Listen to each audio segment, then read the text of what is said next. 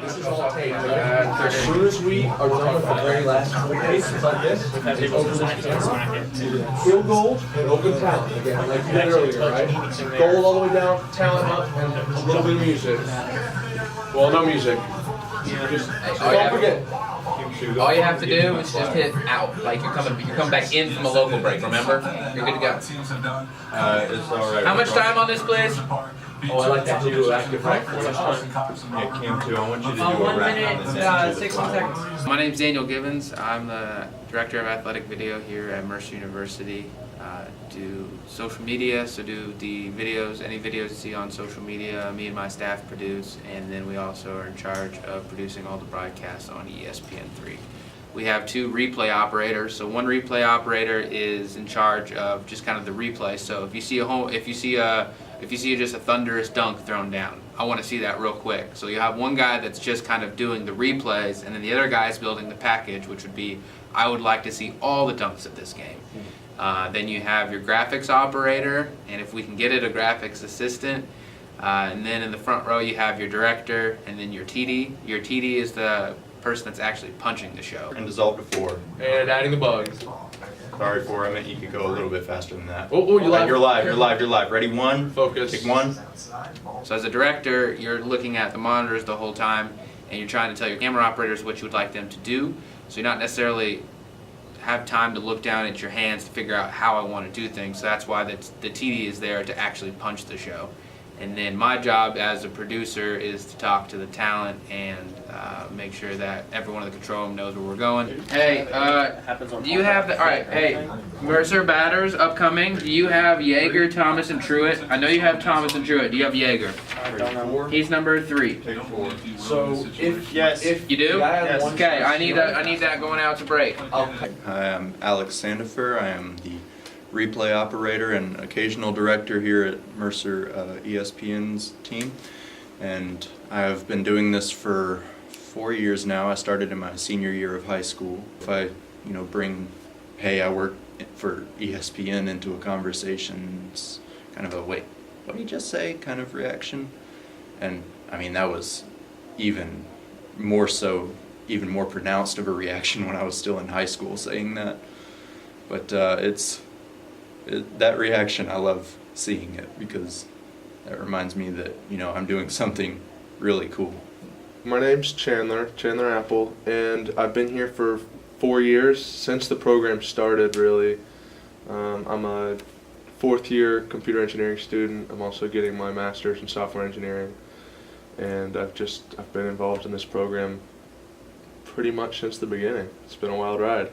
So how did you first, get started here? Like, how you heard about it and stuff like that? Yeah, so it's actually a pretty funny story. I met a guy, and we'd known each other for literally approximately 2 days, and he just shot me a text, and he was like, hey, there's this ESPN thing on campus. They're having an interest meeting. You want to go? And I was like, I got nothing else to do, so I'll check it out. And I showed up here. I was like, this is pretty cool, and I didn't look back.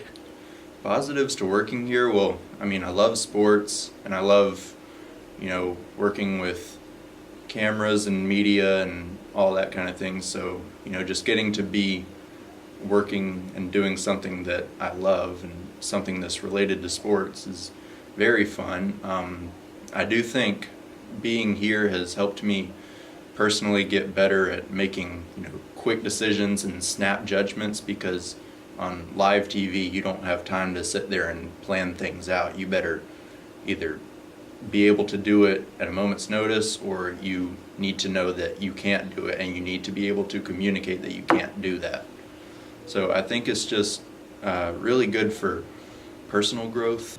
Working in freelance videography is really good money, especially for college students, because you can go out on a Saturday and make a few $100s and just work for a Saturday just running camera somewhere. So that's something that we try to stress to our students, is that this is not just a job for right now, but during the summer hopefully you can freelance, and then we're right next to Atlanta, so there's always things going on, so you can get some freelance gigs here and there. I think just about everybody I can think of who's left this program has gone on to do bigger and better things.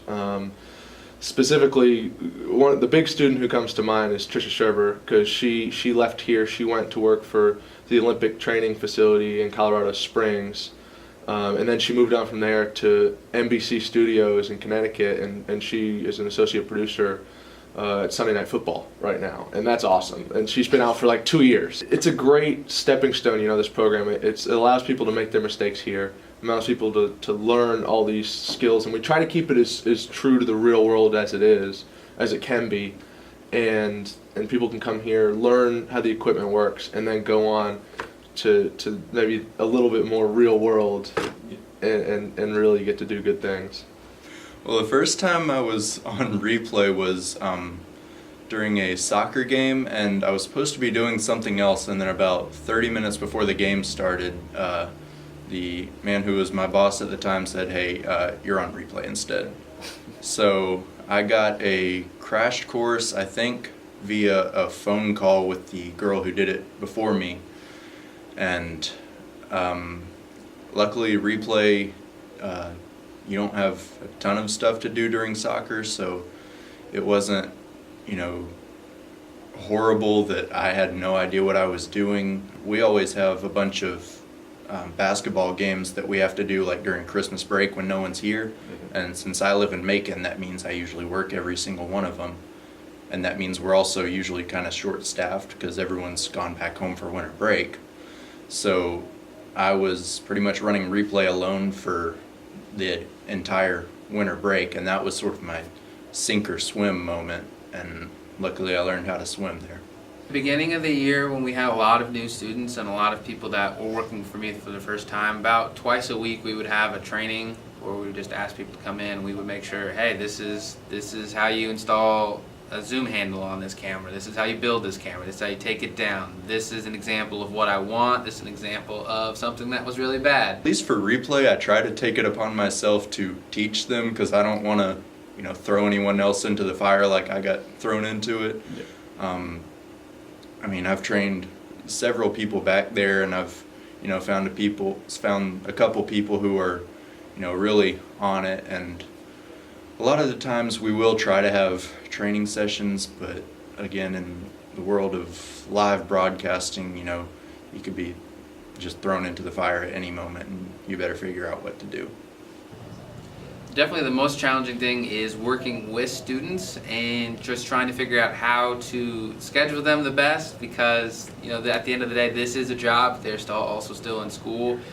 We have to produce a broadcast. We have deadlines for it, so if things go wrong, having to make sure everything is fixed, because we go live at 7 o'clock whether we're ready or not, because the game starts and we're on the air, so we don't really have a choice. Negatives, if you can't handle a lot of stress, then that can be a negative.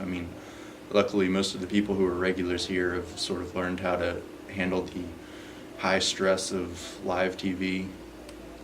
But that would probably be the biggest negative. Replay is not easy to learn. I still go back to the machine and end up learning something new every once in a while, because there's just a lot of different tricks that you can use to get from point A to point B and be ready to show a replay on TV. But it's explaining sort of all those methods to do what you need to do to be ready to show a replay that you got to be sort of a quick learner to be able to carry it out effectively.